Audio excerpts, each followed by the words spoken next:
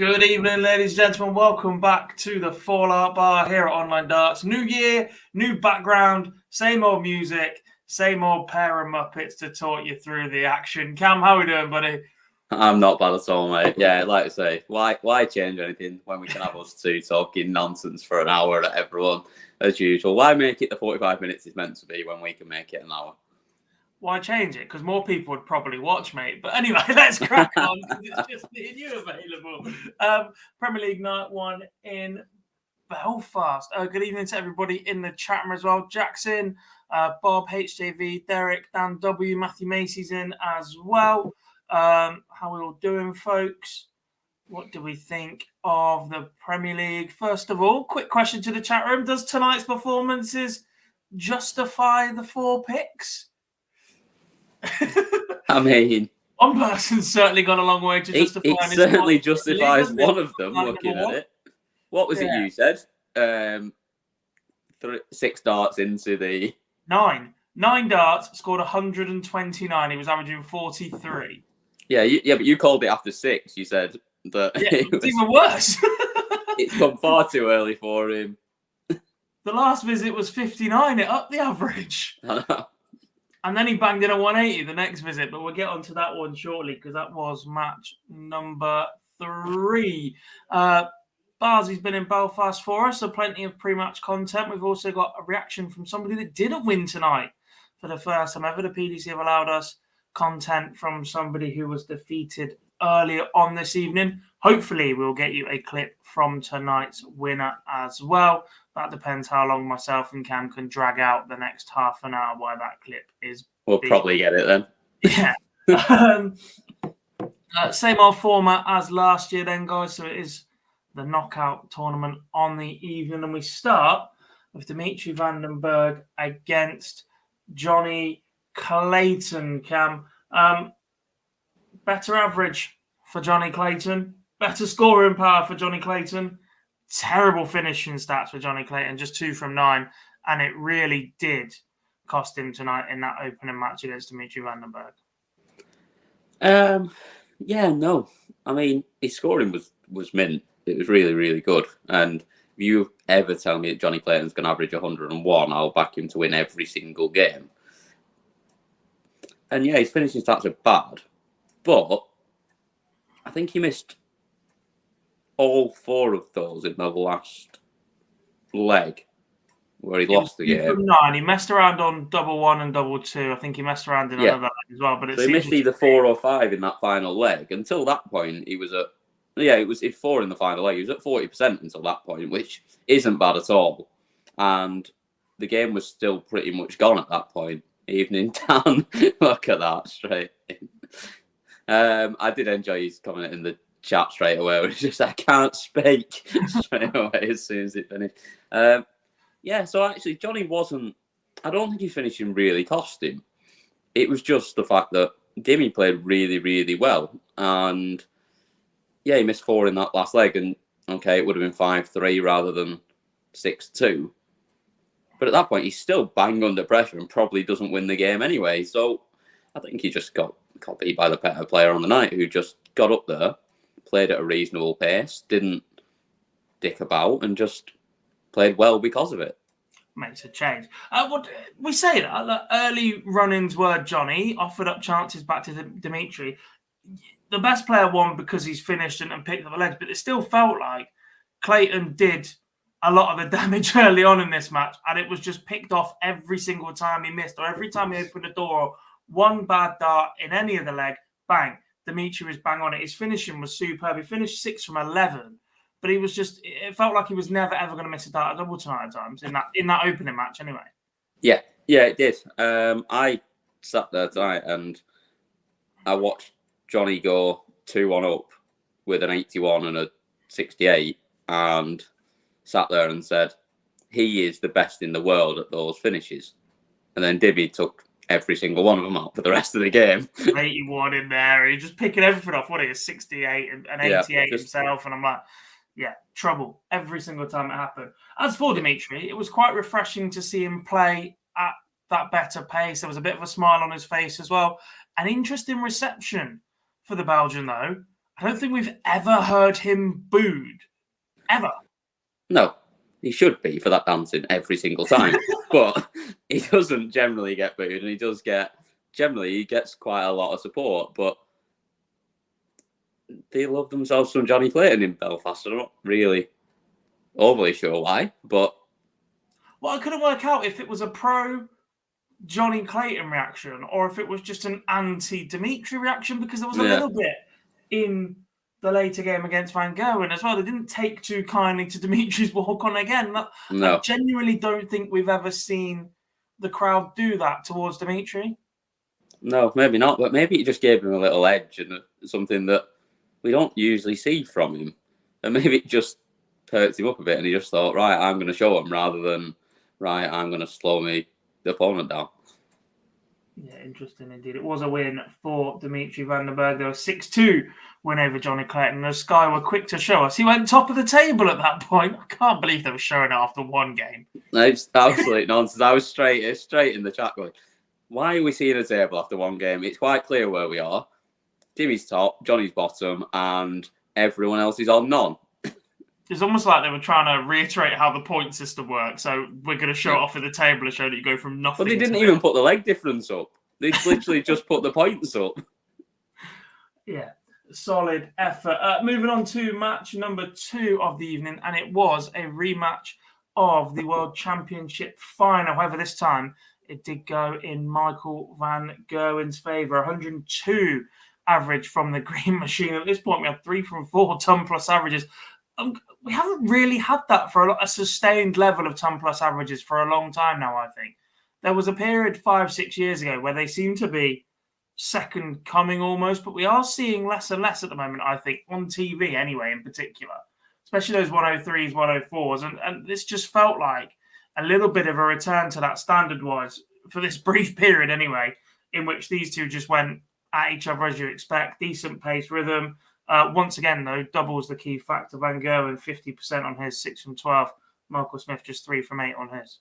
Yeah, definitely. It was the finishing again that did it. But you're right. Yeah, we sat here all year last year, every single week, me and you just going, standard shite. Like, no one's getting anywhere near. 8 minutes in and we're already calling it. No, but we did, didn't we? We sat there last year and said, like, none of them were getting anywhere near. We were seeing low 90s off everyone. No one was firing over a ton. And we're this format's rubbish. It doesn't work. They're playing over a short format and it's still not seeing the averages. But tonight it felt a bit different, especially early on. Like I say, these first couple of games, they were really, really high quality. And yeah, it was impressive from Van Gerwen. It was kind of like he had a bit of a point to prove after the World Final that, yeah, okay, you beat me in that one, but I've still got it over you if I need it. And like I say, the finishing was clinical. Like, I think he finished up at 50%, did he? Something around that anyway. But the combination finishes were just going, and again, every single time, you just fancied it was going to go. How important is this win for Van Gerwen over Michael Smith? Knowing the run that Michael Smith was on, obviously, World Championship, then he goes and picks up title in Bahrain, steady in Copenhagen, didn't go massively deep in the Masters last weekend, I think. But how important is it to just stamp and get that job done on Michael Smith as early as possible if you are Van Gerwen in the hunt for world number 1 and you want that world title back and all of that comes along? Because if you allow somebody like Michael Smith to get on a run and on a charge and pick up wins one after the other, it becomes incredibly difficult to stop him, doesn't it? Yeah, it does. And I think it is important. And it's important to beat him with Michael Smith playing like he did tonight, where he played well and he was scoring well. Because, like you say, he didn't go deep at the Masters. I think he made the quarters. Did he win one game and then get beat off Dobey? I think he did, didn't he? He got beat on Sunday afternoon off Dobey, didn't he? I've slept since then. Well, carry on. Anyway, yeah, so he scored horrifically. He was miles off it, Michael Smith, in that game, and it was nowhere near what we expect from him. If Van Gerwen beats him and he's playing like that again tonight, then you go, well, it doesn't really mean a lot. But Michael Smith threw everything at him early on in that game, and he still went on and beat him pretty comfortably. So I think it is big, just a little bit of a mindset thing, just to know that he's still got it over him, but it is only the first round of a Premier League night. It's not a huge game in context. Yeah, that not very deep turned out to be the semi-final, but such is the prowess of Michael Smith. Oh, it was actually Chris Dobey. Solid well. effort for both, but it just feels like unless he's picking up something, he's not gone deep because that's the way he's playing at the minute. Yeah. I alluded earlier that we might have a clip from somebody who was defeated, and we do have the reigning world champion and world number one after his Van Gerwen defeat. Let's hear what he had to say. Yeah, even he said to me on stage anyway, mate, this is not the first one. I know we only get 2 games each in the Premier League, but I'm pretty sure we're playing semis, finals in the Prem, so there's going to be a lot of games. And I'm not fussed. And when we play each other, it's a nice fast pace, big scoring. He wants to smash me up, I want to smash him up, and that's where darts should be. None of the antics, rubbish and whatever. Just two guys going head to head, trying to rip each other's throat out and play good darts. Playing Michael Van Gerwen, apart from Phil Taylor, the kid dominated the sport for so long. And yeah, I know now I'm above him in the rankings, but that only means one thing: I won the Worlds, and it's the biggest prize in them all, so it took me over him. But he's still the best, and you want to beat the best. And for me, I want to play Michael every week. And if I lost every week, it just tells me what I need to improve on. And what tonight told me, I need to improve on tops.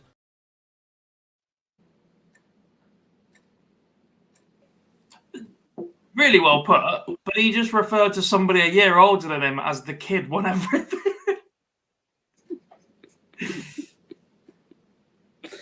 Yeah, that's thrown me a little bit. We've had a couple of them tonight. We had on commentary they mentioned about Nathan saying that he's still young at 32 as well. Yeah, and Chris Dobey, young man, I think he's similar age as well. Yeah, it might have been Dobey actually. Maybe that was the one. Jamie says, didn't watch the Darts Tonight. Gob's weekly Premier League rant more entertaining. Yeah, still time. Was there a trophy tonight or one of those god awful winners pictures? I think there'll be a winners picture, but we haven't had it through yet. Last year, Peter Wright started first night of 113 average in the finals. Yeah, one performance. We're talking about the overall level. Peter Wright was exceptional in that. Yeah. Oh, yeah, night one. Yeah, but we were in general. The standard of Premier League last year was crap.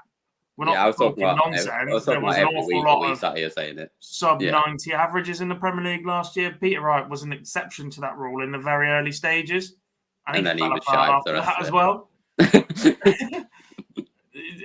He made the finals twice in 10 appearances in the Premier League.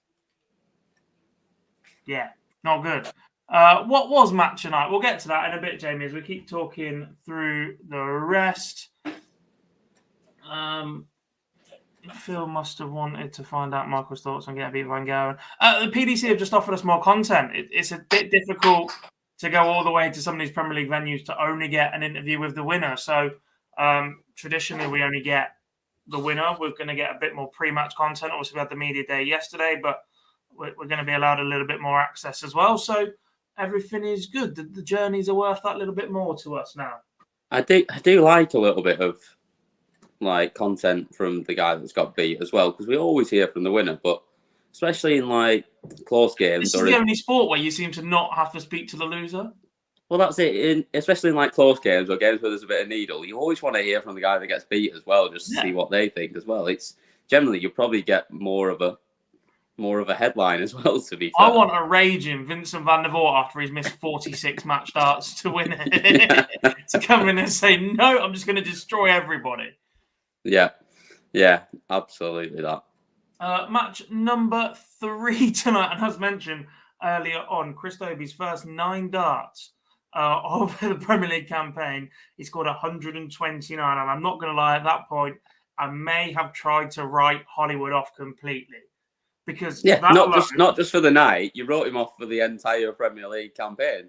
Well, yeah, because look, we've seen players that come into the Premier League too early, that perhaps aren't ready, who absolutely crumble. And the way that he threw those first, especially the first 6, the switch to the 59 was okay.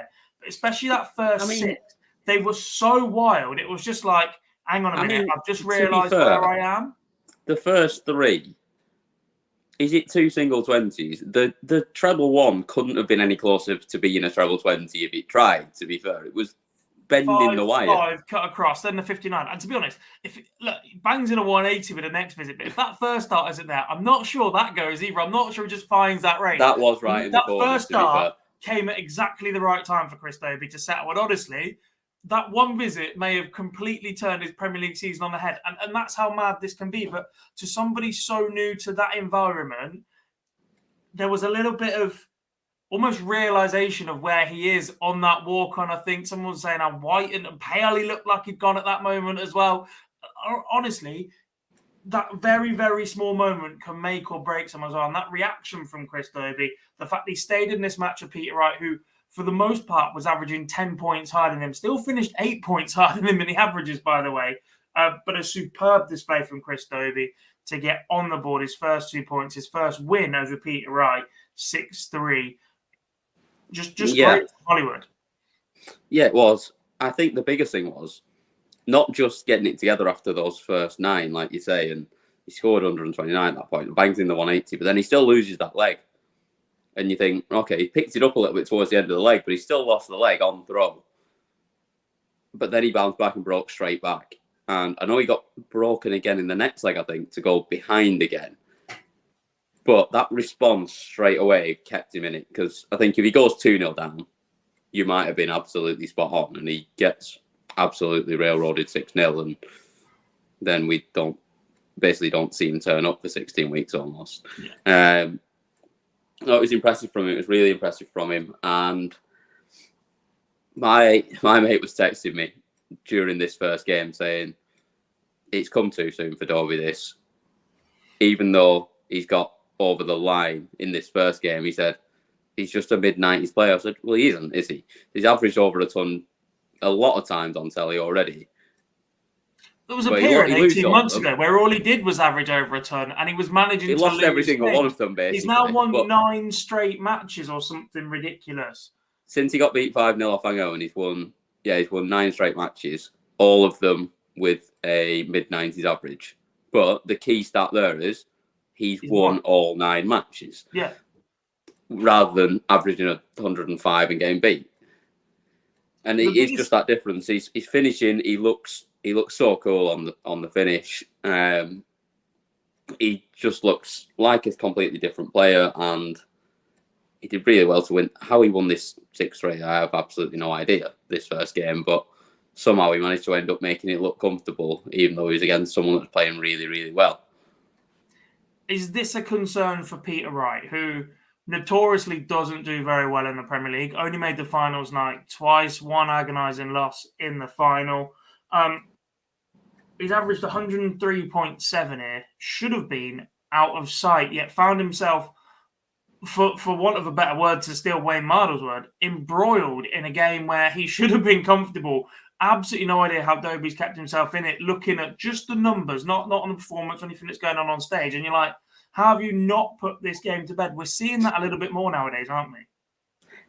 Maybe, but he's only had 9 darts at a double. Averaging 104 almost, but more than that for the most part.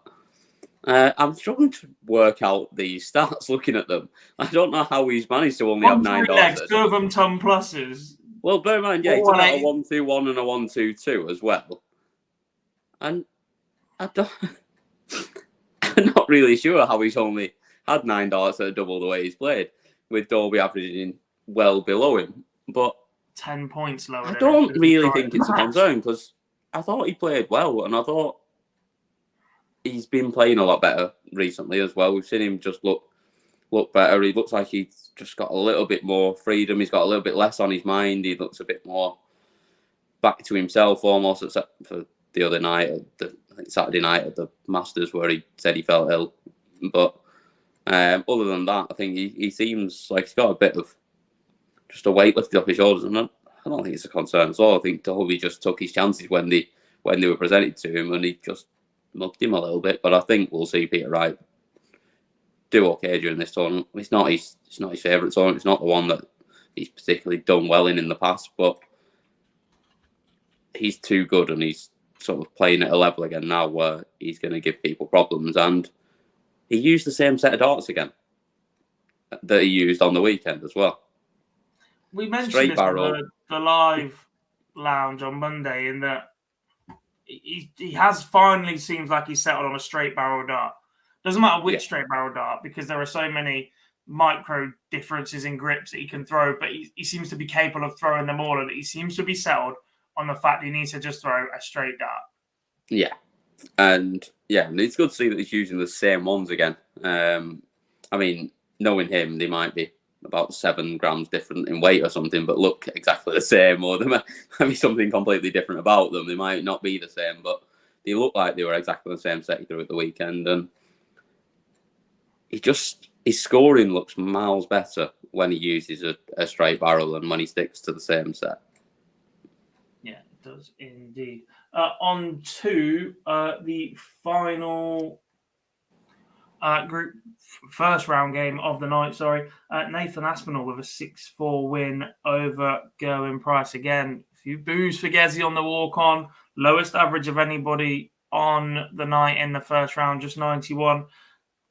There is a real concern for me right now that he is very quickly falling out of love with this game. And it is there just because it's a career and it's earning him a bit of money, but he also has investments and portfolios and property elsewhere. He's back playing rugby and whatever on the side as well. There is a very, very real chance to me right now that Gerwen Price could just walk away from this sport. Yeah, I was having this conversation. It does not look like he wants to be there at all. And we've seen people go through the motions, like James Wade, who admits that darts is just a job to him. He'd rather go and work on cars. And we've seen Gary Anderson over the last few years absolutely despise the sport, but knows he's good at it and it's an income. Gerwen Price is in exactly the same state as those two right now for me. And if he doesn't get out of it soon, he is the kind of character that will just walk away. Yeah, I was having this conversation earlier with someone this afternoon. I would not be surprised if we see him play less and less over the next year or two. But I'm not so sure he didn't look like he wanted to be up there tonight. Like, he started off okay. He tailed off a little bit in the middle. But then when Nathan got to one away from winning it, he then came absolutely firing back at him and put in a couple of real quality legs. So the fight was still sort of there, and he is that sort of competitor that even if he doesn't really want to be there, he's never going to give you an easy ride.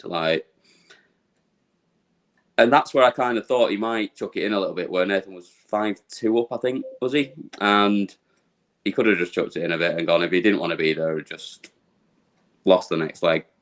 But he came firing right back at him, and it looked like almost he got it back to 5-4, and almost the arm just tightened up a little bit because his scoring went horrendously off a cliff in that last leg, and he almost made it a little bit easy for Nathan. But he looked like he was trying. It was almost like, I'm back in this now, and he just tightened up a little bit, if anything. And I think that's probably just because he's not won a lot of matches recently. Like, I actually thought the crowd were all right with him, to be fair. They gave him a boo when his name got announced, but to be fair, the rest of the walk-on and then when he was on the stage, I thought they were really fair with him. And I don't think he particularly minds that either. If he just gets a bit of a boo as a bit of a pantomime before he walks on, and then the rest of it's fine. I think he probably quite likes that, and it's a bit of fun, and it gets him probably relaxed a little bit. He has a little bit of a laugh with the crowd as he's going on, and then gets on with it. But yeah, I don't know whether it was just the pressure of, I absolutely ripped it up on this stage last year and I want to try and follow that up, or whether it's just he's not in great form at the moment.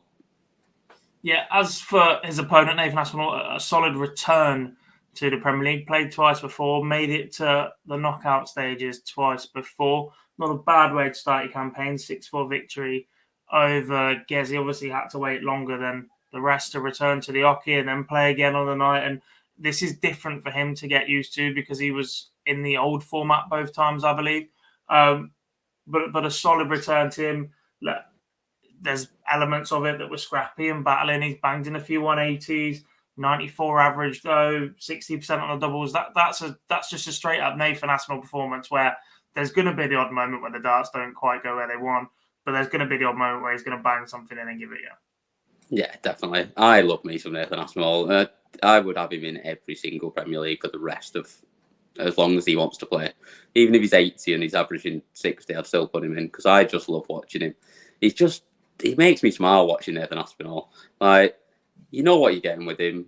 He's not going to go out there and average 120. He's not going to do a Van Gerwen, but he's just going to battle and fight and punish you. And you think you're getting ahead of him, and he's just going to hit something big. He's going to knock in a 130. He's going to knock in a 170. I love him. He's great. And it's just... You all right then? Do you need a moment? No, maybe a little bit. Don't know. Not sure.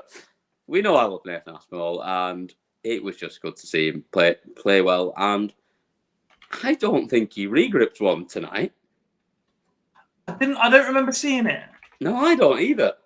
He just looked like his game's just in a good place, it seemed. And we know the regrip works for him. Most times when he regrips, he just goes and pings it in the treble anyway. But it looked like he was just really smooth tonight. And it was a little bit unlucky to average what he did, because there's so many darts where he's thrown the first one in the top of the treble, which is perfect for him. And he's rattled it into it, and somehow it's gone just above or just to the side or just deflected off. But just throw quite chunky barrels, to be fair. So yeah, that's I just thought he played really well, and it was just good to see. Yeah, it was indeed. On to the semi-finals then, and first up, Michael Van Gerwen doing a job on Dimitri Vandenberg, 106 average for Van Gerwen to go with 102 that we saw against Marcus Smith earlier on. 50% on the doubles once again from him, despite being beaten on the maximums. The rest of the scoring was just all Van Gerwen. I think Dimmy did pretty well just to stay in this one, given that his start in the first couple of legs was so bad on the outer ring. To get in at one apiece was almost a little bit fortunate at that moment after he'd missed so many darts at a double. Decent legs on the board, protects the leg difference slightly, winning 6-2, losing 6-4. It's a nice start for Dimitri on his return to the Premier League stage. Yeah, it's solid from him, to be fair. I didn't have him winning a game tonight. I thought Johnny would do a job on him, to be fair. And to come out of it with 2 points and a +1 leg difference, or no, +2. Did he beat him 6-2? 6-2 and then a 6-4. Yeah, so +2 leg difference out of it. It's a solid enough start, and it's pretty good. And I mean, he didn't play very well in this game, but even if he had, he's probably still getting beat. How he got 4 legs out of it, averaging 15 points less, I have no idea. Because it wasn't like he was particularly good on the outer ring either. It's just the way darts go sometimes, isn't it? Just magic in that regard. Ridiculously good from Van Gerwen, though. He seems to be back to I want to win everything mode. The other semi-final, 6-4 win for Chris Dobey. Again, mid-90s average, only 31% on the doubles this time, but it was a bit scrappy. Him and Nathan both having 19 darts at a double. Dobey just the more clinical on the outer ring in this one to go with his 6 180s. He hit 4 in the first 2.5 legs. Yeah, he was off to an absolute flyer on the 180s. But that's what we know he can do. I mean, the guy, especially that first dart goes, you kind of fancy it every time. He's just so good on that treble when he's playing well. And yeah, like I say, there's a lot of missed darts in this one. It was scrappy, but Chris just did what he needed to, and there wasn't a lot in it. It could have gone either way probably, and it just came down to those sort of key crucial moments that just got him over the line, and yeah, just got him into a final on week 1, which, to say, we were all pretty certain on Sunday night, even after he won it, that he probably wasn't in it still. That what a start. I'll be honest, didn't expect him to be there. We'd had various conversations. When he was announced, we asked on Monday, how many of the 8 do we expect to win a night? I said 6. And one of the 2 players that I didn't expect to win a night was Chris Dobey. And if you're on form and you're on that bit of a roll, keep it going and keep it going and keep it going. The longer you keep it going, the more winning becomes a habit. When it doesn't quite go your way, which is inevitable in a 16-week competition, it'll be easier to get back on track at that point, because Dobey's record on TV before the Masters or before last year wasn't the best. He's put in a lot of good performances, not picked up the results because of that. That tide seems to be turning a little bit right now, and the performance against Van Gerwen sums that up for it perfectly. 170 checkout early in the match, 160 checkout to win it, 6 from 10, 60% on the outer ring. Match Van Gerwen in all the scoring phases of this one as well. Went toe-to-toe with arguably the best player in the world right now. Look, Marcus Smith is world champion of 1-1, but he said it himself. You've got to beat Van Gerwen at the minute. And Chris Dobey's just done that in front of a Belfast crowd that he doesn't have the home support with. It's up there with the biggest crowd he's ever played in front of, including Newcastle. But without that wave of support and army of Geordies behind you, that must be the toughest big crowd Dobey's played in front of. And he's come away with the maximum amount of points tonight. Yeah, he has. And like I said, it's just a really good performance. The 170 was a bit of magic.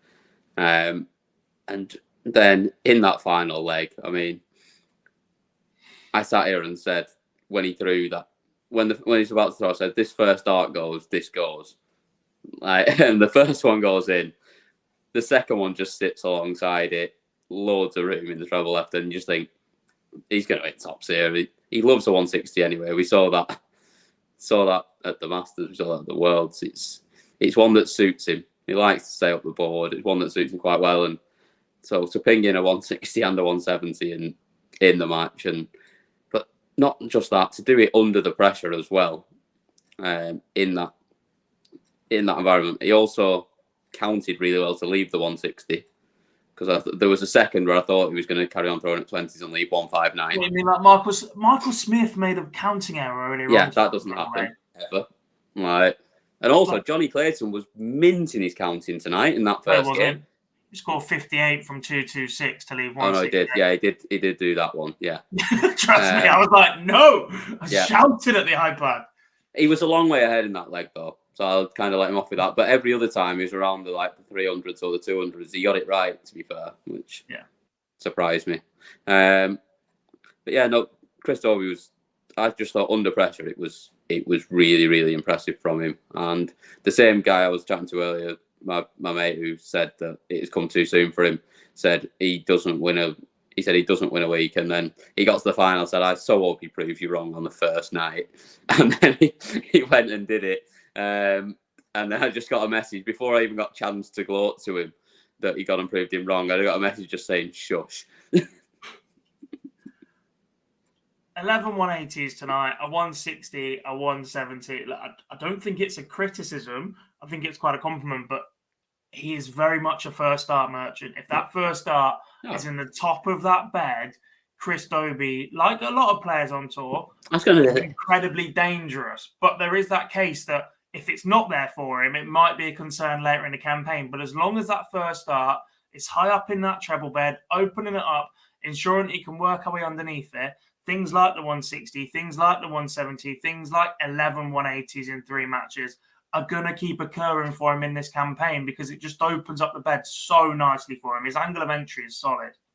Yeah, it does. And I mean, who in the world of darts isn't a first start merchant? I mean, they all are, because without it, you're not in any maximums. But I also think Dobey's very, very good on the 19s. You see a lot of 134s from him, or at least 96s, that just keep him in legs and keep the scoring ticking over. He's good when he switches down, even if that first dart is low and leaves it blocked on the 20s. I think he's still good enough to keep himself in legs, even when he's not perfect at the top of the board. And yeah, he's better when he gets the first dart, but so are 99% of darts players. Except for me, I'm awful. I'm absolutely awful when I hit the first dart, because I just crumble. And if I hit 57 first dart, I finish with 67 more often than not. Little 3 and a 7. We're just waiting on Chris Dobey's clip to load in our software. It's currently on its way. There was a question. Where's it gone? Do we like the new way the Premier League is for games this year? So a couple of changes this year. Walk-ons have returned for the semi-final. Last year, they were just for the quarterfinals and the final. So the players get all 3 this year, all 3 doses of their song, etc. And unlike last year, the players are bulling up before every match. So in the previous edition of this format, in 7 weeks, then it was ranked places, then it was 7 weeks, and it was ranked places again. In those 2 blocks of 7 weeks, the players played each other first. In the first round, twice, basically. And one time they got the throw, one time they didn't get the throw. That was meant to balance itself out. But they seem to have done away with that now. There is a chance that you can earn the throw, so you're not having to go from the bottom half of the group and the bottom player named on that and not have the throw at all on the evening. It doesn't make a massive amount of difference to us, so don't do that on stage. It just makes those games that little bit fairer, I guess. There's a chance that that's skill-based rather than luck of the draw that week because you could be undone by it. Return of the walk-ons again. Not sure it makes too much difference to us sat at home watching, but it might make a difference to those in the arena. Yeah, no, I massively prefer it. I think I said it a few times last year that it made the semi-finals seem like an anti-climax and like they were just a bit of a waste of time when it should be more of an event than a quarter-final, really, and you should be having the walk-on, and you know why they did it, because they wanted to save time for the broadcasters, but no, I completely agree with having walk-on. It makes it a better spectacle, it makes it a better show for people there, and people watching on telly, they all like the walk-on. It's good to see it, and like I said this loads of times last year, like, what's it save? It saves, what, a minute and a half off the coverage. Like, it saves nothing by not having them, and it just makes it a bit of a non-event. So, yeah, I definitely prefer that they've got the walk-ons and prefer bowling off as well. It'd be great if we could watch bowling off on stage, if they had to go up there and do it. But we know it's got to be done earlier for even if, do you know what would be perfect? You know when the players are on stage throwing their practice darts and they're going through it? A little box in the corner of the bulling off being recorded in the back room. Yeah. Or, this is how they decided who's throwing first. Yeah. Yeah, well, that's it. And just to show it, it'd be good. I know they have to do it before because they've got to get the odds in order and whatever for the bookies, even though you can bet on it a week in advance. So I don't really... Obviously, it changes at the last minute and the value changes, but I don't know whether it's just... Well, just get them all up on stage at the start and make them all bowl off. First thing when the coverage comes on. Little intro. First person to miss gets kicked out for the next 15 weeks. Yeah, little intro off Sky, and then they all go up in the pairs and bowl off, and then they crack on with the introductions, give it 10 minutes for them to get all the odds in order, and then they come up and play. Because it's quite fun watching a bit of bowling off now and then, isn't it? Like, no. Where was that? I did seniors. There was 6 in one match this weekend. Minimum. Right, we do have a clip from tonight's winner. Let's hear then from Chris Dobey. Yeah, I came out here knowing I had nothing to prove anyway. I knew I could come out here and do it, and I said before, I believe that I deserve my place going off the last 2 years. But yeah, you get all the social media critics. They've got their own opinion. They can say what they want. I know I should have been here, and like I say, I've done the job tonight, and hopefully they've got a different opinion for next week. Yeah, I knew I could come here and cause all kind of problems. I believed I could go on to win, and I've come out and showed tonight what I can do. He has indeed on debut. Yeah. Chris Dobey picking up the win. Another little bit of housekeeping before we do move on to predict next week. Josh Rock made an appearance tonight to collect his newcomer and young player awards up on stage, presented to him by Wayne Mardle in front of a home crowd, which I thought was a really nice touch. Really nice, yeah. Scrap the PDC awards dinner. And one last thing to discuss, because it's inevitable, stage still looks minging, doesn't it? It's not the best. No. Never was. I'm waiting on the cringe photo. It must be coming soon. In fact, have we got it yet? One thing I didn't look at tonight. The scoring's still the same, isn't it? It's still only 1 point for the semi-final, which still is nonsense. But pass. Believe so. I think I didn't. They've done the cheesy winners photo next to the sign. Oh God, that'll be on social media lately. Yeah, I didn't actually clock the. Have we got the table anywhere? I don't know. We actually started the show on time Flash- tonight, so we don't yeah, have any Flash- social media graphics ready to go. No, Flash Score doesn't have the table. And Live Darts Data now is dead because the PDC have taken it but killed it. Stupid. We do have What a have table. what have the PDC done to it? Because it takes you to the PDC page if you go on Live Darts Data now, but it's not there and you can't get any games up. It is. It's just really slow to load because it's bulky built into the rest of the PDC website. They always own the other site anyway. Yeah, I know that, but they've now ruined it. Page. We do have a table, but we'll talk through it because it's in Wikipedia. After we look ahead to night 2 at the Motorpoint Arena in Cardiff. Let's just go predictions to win and score lines, no extra, as we always end up running into for the first 4 games, and then from the semi-finalists, we will pick a winner. So next week, once again, up first is Mr. Johnny Clayton.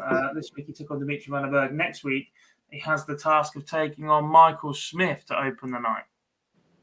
Yeah. So what are we doing? Score prediction in this. Oh, we're doing score prediction. Right. Okay. Yeah. Just not 10 minutes of waffle before you get there. Right, okay. Smith 6-4. 6-3 to me. Same player. Match number 2 is Nathan Aspinall against Peter Wright. 6-5.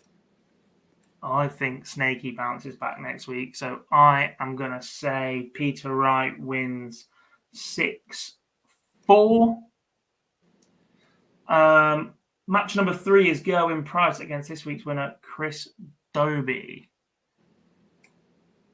6-2 Price. Ooh. Home crowd. No booze. Yes. I forgot. Yeah. 6-4 Price. I think Dobey gets a couple more. And we close the night in the first round with Marco van Gerwen against Dimitri Vandenberg. 6-0 MVG. Wow. I will say 6-3, similar to what we saw this evening. Sean Zini says, why wasn't I told Fallout Bar after the Prem? Stupid from me not to be informed. To be fair, we made the call on this pretty late this time. We debated it on Monday, and then we finally made the decision at about 5 o'clock today. So I blame Phil, who's no longer watching. He was in the back end. So I can do that now and not get in trouble. But yeah, I was messaging Cam at 6 going, fancy it tonight? Because no one else is available to come and chat with me. From your semi-finalist lineup, Cam, who is going to win night 2?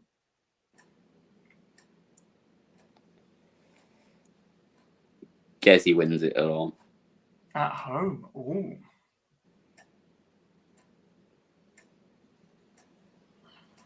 I think Van Gerwen beats Snakey. No Welsh at home. Let's run through a few score predictions from people in the chat room. We flew through that first round a little bit quick, so I missed something. So Matthew's got Smith to win 6-4. Jack's got Smith 6-3. Colin's got Smith 6-4. Harry's got Smith 6-3. Harry's then got Wright 6-5. Matthew's got Asp 6-5. Jack's got Wright 6-4. Bob's got Smith 6-4. Harry's got Price 6-2. Colin, the first man to back Chris Dobey, he says 6-3. Matthew's got Price 6-3. Bob's got Pete 6-2. That was around before. 6-1 MVG. We've got a 6-5 to Dobey in there. We've got a 6-4 Van Gogh and a 6-1 MVG. We've got a 6-1 Price over Chris Dobey. From Bob, 6-3 MVG, 6-2 Van Gerwen. Great first night. Top Darts Throne says Jeff. Night 2 winner will be Clayton. Bob's back in Price. Harry's back in Wright to win the night. And Dan W's back in Smith to win the night. So pretty well versed and stretched out bunch of opinions from the guys in the chat room to go with myself and Cam.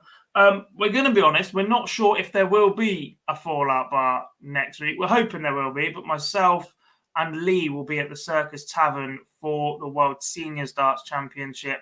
Phil will be in Cardiff at the Premier League and then travelling back to Essex that night. So if there isn't a Fallout Bar, there will be a quick 3-4 minute roundup, similar to how we broke the news of the Premier League lineup on the channel, and we will return to Fallout Bars the week after that. That's as an absolute bare minimum, so you will get some sort of roundup, but it might be a very, very quick hit on the YouTube channel. Could possibly be on though. Could be me and Dan. Can get enough people on the Fallout Bar, i.e. Cam and Dan, then we will make sure it happens for you guys because we know how much you absolutely love it. We've also, or Barzy's also promised to change the background because Cam's face might be hiding a player who's not involved again this year and is quite upset about it. So the quicker we get that off our background, the better. But it was the only photo we had for tonight. So we've ran with it and we've got it done. A big thank you to everybody that has joined us this evening. If you want Doesn't more really narrow it down much by saying the player that's not very happy about not being in this year. There's quite a few of them. Joe Cullen. Well, it was in last year as well. That narrows it down. I know, yeah. How else would there be there?